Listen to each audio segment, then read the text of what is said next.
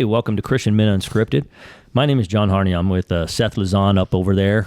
Alan Underwood right here. He's still with us. If you listened last week, we thought maybe it was his last week, but a couple hours later, he's still alive. So it's fine. It's still fine so far. Still got weeks before I get these tests done, so it doesn't matter. I know. That's the sucky part about health stuff. Okay, so we talked about that last week. Yep. Like, can you just be confident that God is sovereign? Can you just live a joyful life even when you're suffering through stuff? And the short answer is yes. The long answer is everybody still goes through stuff. Right. Mm-hmm. Part of what brings us joy and escapism, we've had this conversation many times on this podcast where Alan says he just escapes by watching Netflix. I do that. And that is not a bad thing.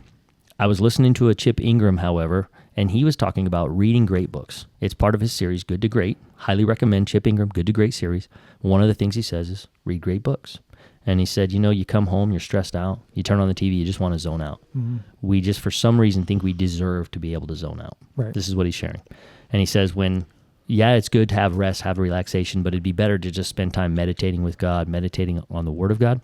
And then he shares you should read great books. And he brings up people like Tozer, C.S. Lewis, Packard, all these older theologians and sort of understanding like Mere Christianity and all these amazing books. And he said, so that should be your quote-unquote recreation because you're still filling your mind with the things of God and kind of going down this journey, and there are godly authors out there. That got us right before we turned this episode microphone on here, to kind of talk about that because you want to watch stuff, fill your mind with good things. I started watching The House of David. It's on Amazon Prime. Yep. And I was just sharing that I liked it. And you guys were sharing, like I'm enjoying it so far. I think it's great. It's well done. Yeah. But you said you didn't watch it because... Well, I said at the beginning, it says they took liberties with this and that. And I'm like, it doesn't seem like you should do that. But I guess you would have to, like you said, right? I mean, look, what do you think about The Chosen? Do you watch The Chosen? Yeah. And if you watch all the post-television interview stuff or whatever, where he has all these pastors, a couple pastors and the Messianic Jew and the Catholic priest guy, and they kind of all are the experts, if you will, and so that they make sure while they take liberties, but they've explained the same thing. You have to, because you're trying to create kind of an atmosphere, and there are a lot of gaps, because the Bible, of course, has its very specific things that have been inspired by God to these authors for us to learn and know, but we don't know, like that morning, what did they wake up and do before they started writing this kind of stuff. So there's creative liberty. You have to. I would imagine you have to, because you have to put a whole day in their life.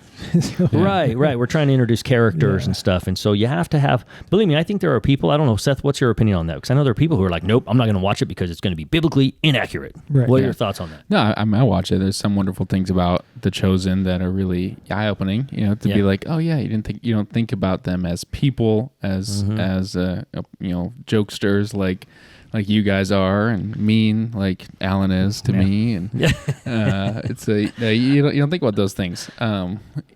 There are some creative liberties that I don't like. Yeah, like when they completely make up characters and they add additional character that we don't know was there. Like you can do enough with Jewish tradition and our understanding of Jewish life as well as our understanding of humans. Yeah. I don't think you have to add certain characters or different people in, and so that's the only thing that I'm like, we know that there was a synagogue leader, and so there's that story in there. We know that there was a centurion there, so there's that story. You don't know how these things all came about. The woman that was bleeding for 12 years, and so you can see some of these different things that are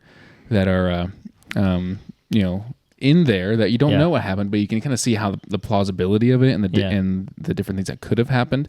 But there are some situations in there where I'm like, I don't know if you can, like, this is more than I think that I would be okay with. Now, I still watch it, and I think it's an interesting way to look at the life of Jesus and the disciples and what could happen.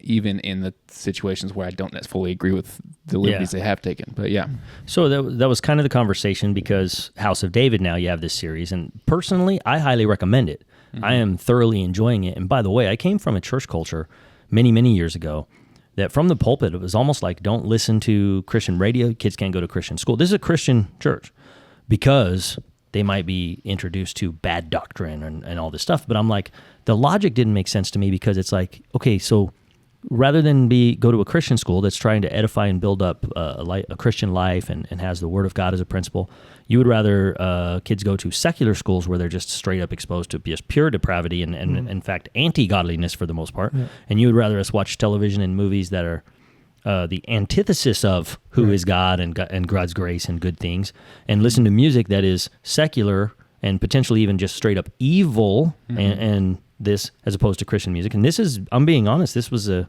reality of a culture I came from. And I'm not, again, there's some wonderful things in a culture that says, hey, we really, very genuinely, maybe that's part of the conversation. God's word, God's standard is absolute perfection. His word is his word, and it is where we draw the line. And so maybe because of people taking creative liberty, there is danger in that, right? There potentially is danger in that. And so I can kind of see one side of that. But back to this House of David, I watch it and I say, I think it's enjoyable, and especially if it would cause a conversation, and it's caused me to say, I don't know.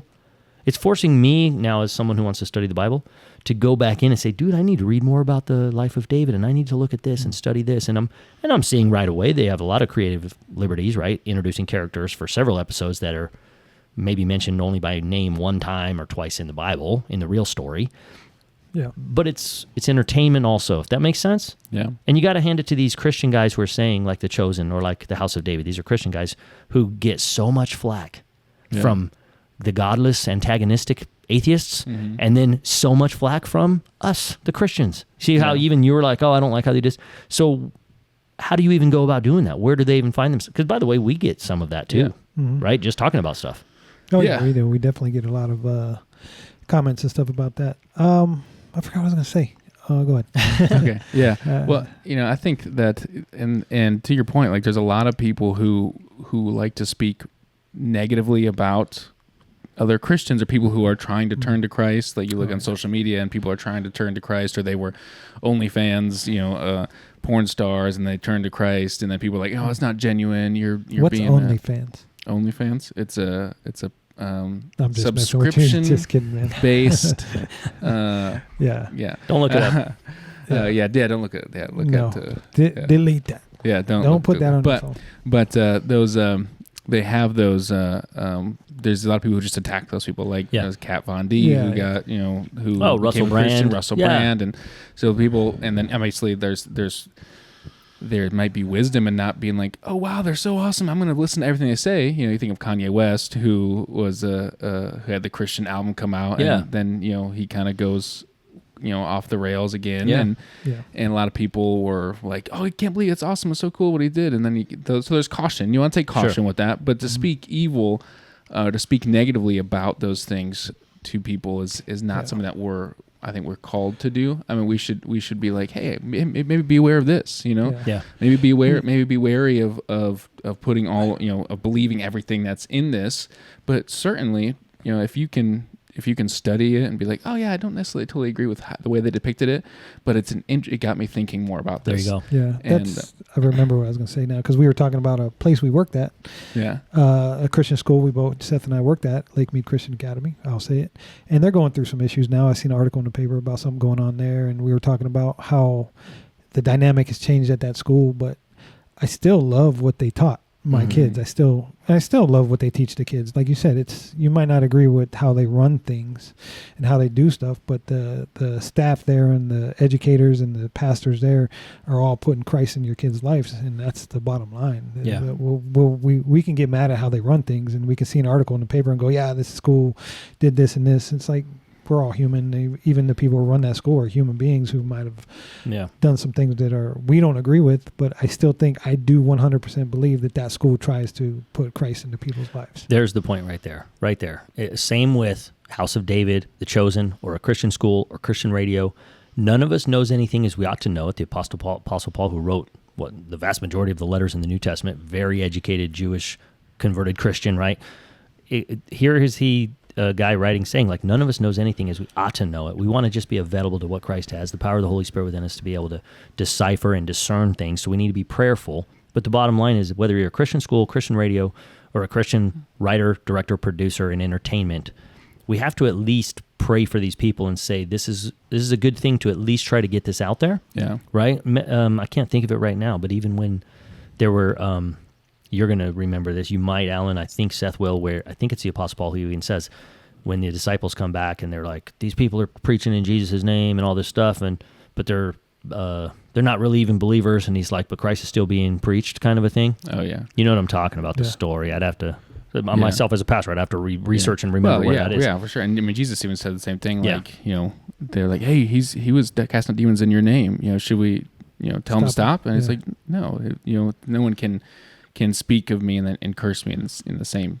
time. So he's not against us, basically. And Paul says, whether it's to tighten my chains or to do it out of selfishness or conceit or pride or for financial gain, at least Christ is being preached. Yeah. And I think those are important things for us to remember, because a lot of times, social media has given everyone a voice, and whether they podcasting, whether we have earned it or whether we have a reputation that says, yes, I can speak on this subject. Everyone gives their opinion on certain subjects, whether they've studied it or not. Mm-hmm. And that's a interesting reality that we are in, is that people feel like they need to share their opinion on everything because people are waiting for them to say something. And that's not true, really, because our real life isn't social media.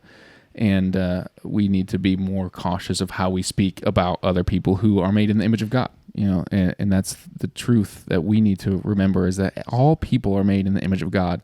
Some of them have made wrong decisions in the past.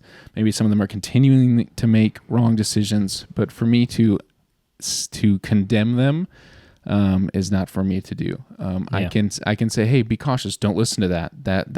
That clearly is something that that is idolizing money or idolizing fame or idolizing something else.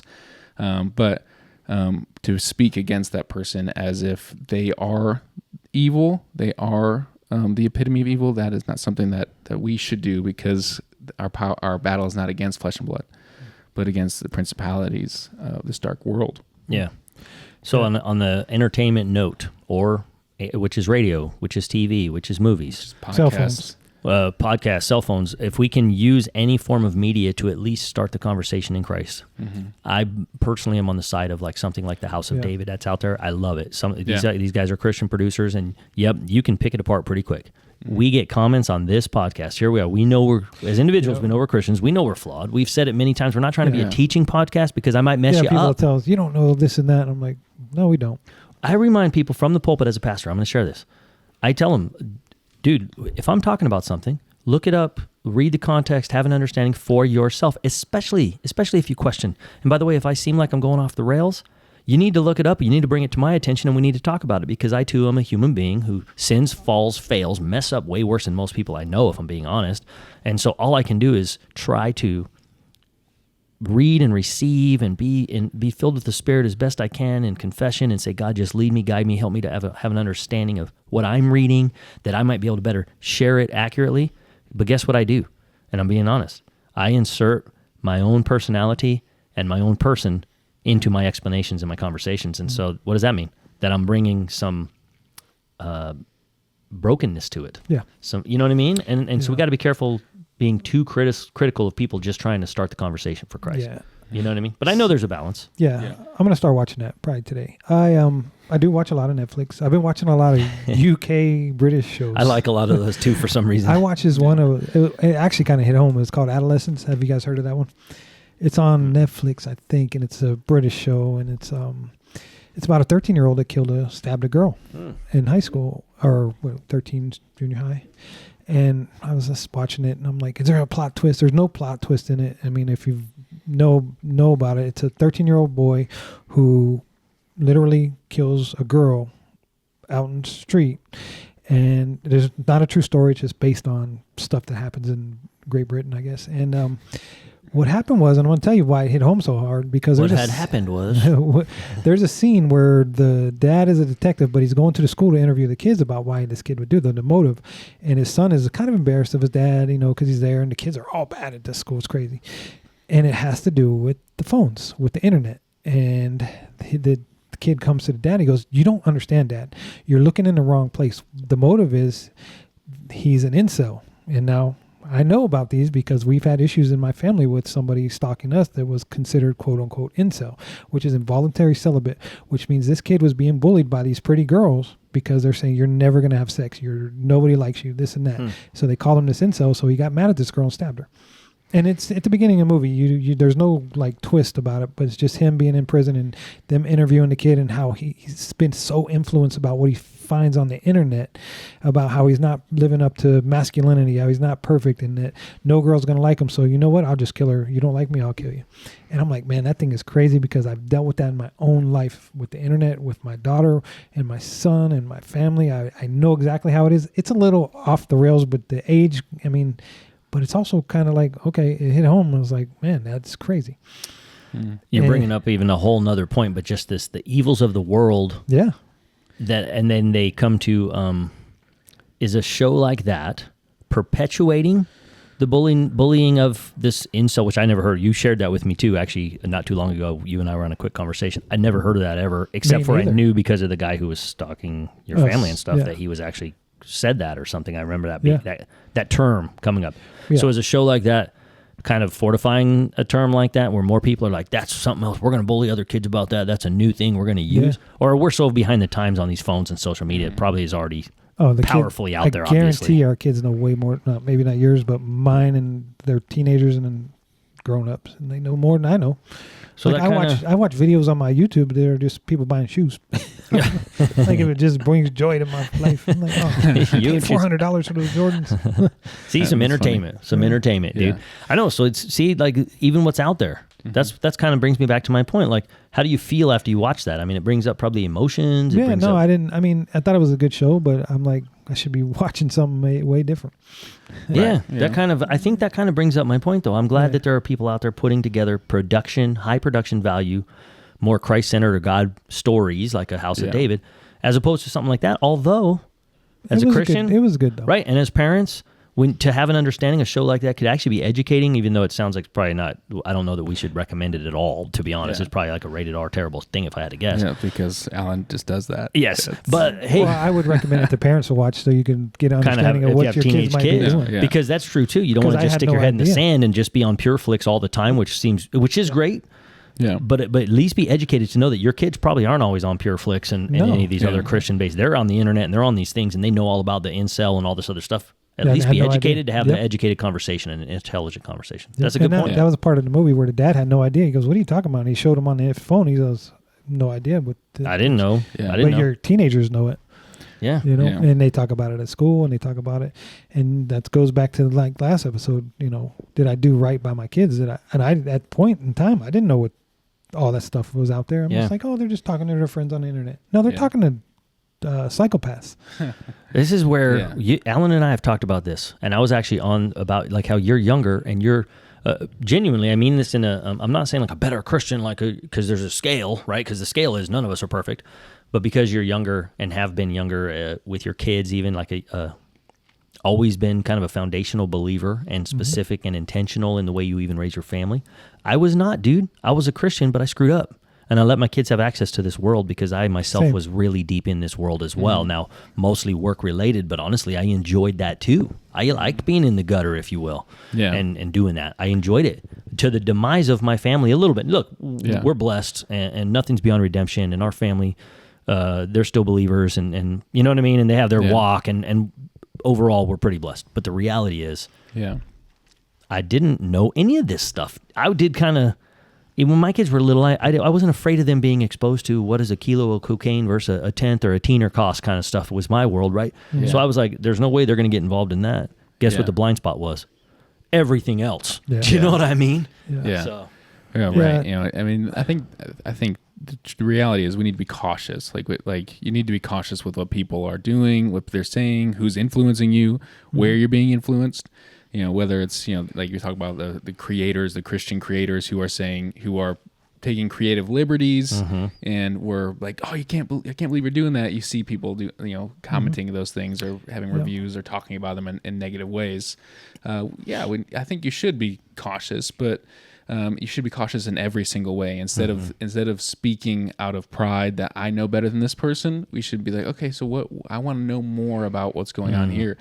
And this, the same thing with all other entertainment possibilities, whether it's phone, whether it's, what is the virtual reality, like those things that are going VR on. headsets. Like those things have a lot of access that we don't often think about. Like, oh, they can play this game, but you can also go everywhere else and see these, horrible things going on. Yeah.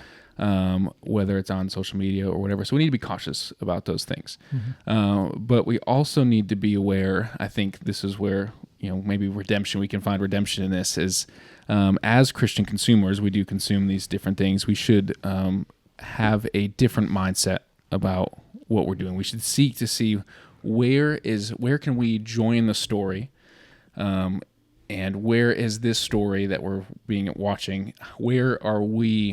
Where can this bring me closer to Jesus? And if it can't, then be like, okay, I need to get rid of this. I can't be watching this. But basketball. I've been watching a lot of college basketball. Basketball. Don't even bring that up, dude. It's just a couple weeks ago, that was terrible for us. Yeah. Well, what is it? How long is it? 90 minutes or?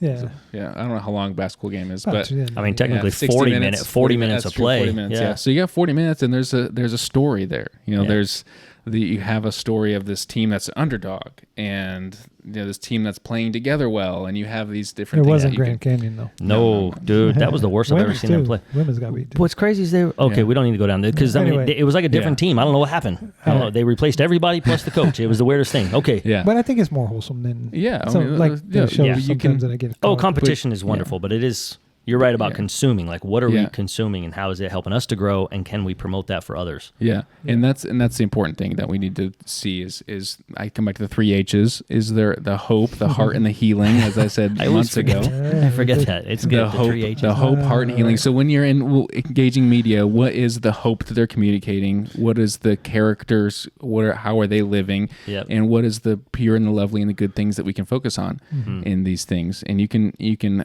do that when you're watching adolescence, when you're watching basketball. What are the things that can bring healing about from this, that can help me become a better parent, or can help me join the story that my kids are living in a more meaningful way? That's excellent, man. I'm about to have to take off. Do we want to close on that, or am I going to just leave? No, we can wrap it up. Yeah. That was good. Thank you. Hey, be blessed, man. I'm telling you, just try to support these Christian guys that are putting out stuff. I mean, I agree. By the way, even if you're critical of it, study it, learn it, and it just, at least at a minimum, it actually caused you to engage your faculties. We are not created as mindless drones. You can actually engage and be part of that. I love that. Thank you. All right. Have fun.